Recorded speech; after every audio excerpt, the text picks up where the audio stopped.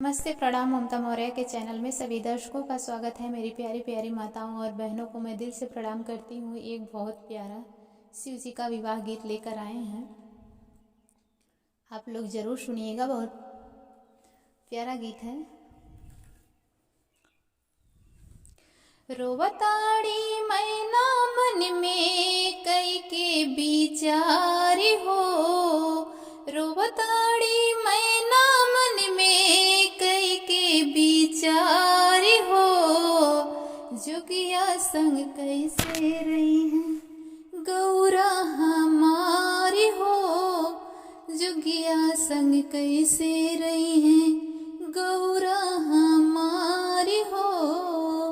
बाबा की दुलारी धिया बड़ी सुकुवारी हो, बाबा की दुलारी धिया बड़ी सुकुवारी हो। जुगिया संग कैसे रही है गौरा हमारी हो, जुगिया संग कैसे रही है गौरा हमारी हो। बरबाऊ रहवा कैसे कईले पसंद हो, बरबाऊ रहवा कैसे कईले पसंद हो। अंग में भूभूति मृग छाला शोभितानि हो, अंग में भूभूति मृग छाला शोभितानि हो।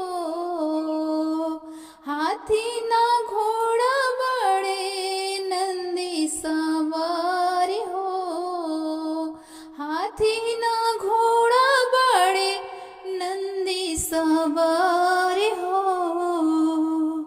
जुगिया संग कैसे रही है गौरा हमारी हो, जुगिया संग कैसे रही है गौरा हमारी हो, जुगिया संग कैसे रही है गौरा हमारी हो।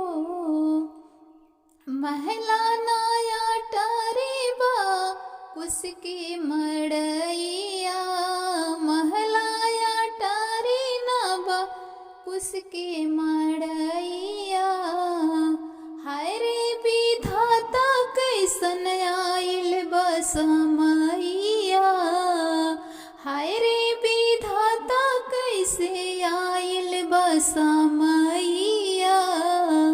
एकरा से नीमन नैहर रहती कुआर हो, एकरा से नीमन नैहर में रहती कुमार हो।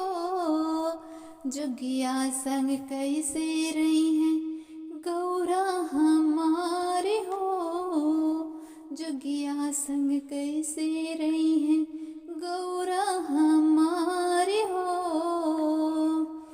राजा ही मंचल महिमा जब गईले जान जी, राजा ही मंचल महिमा जब गईले जान जी।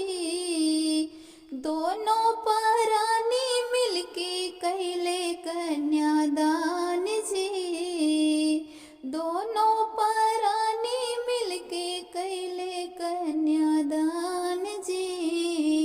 बरसे गगन मन से सोमन की हार जी, बरसे गगन मन से फूलों के हार जी।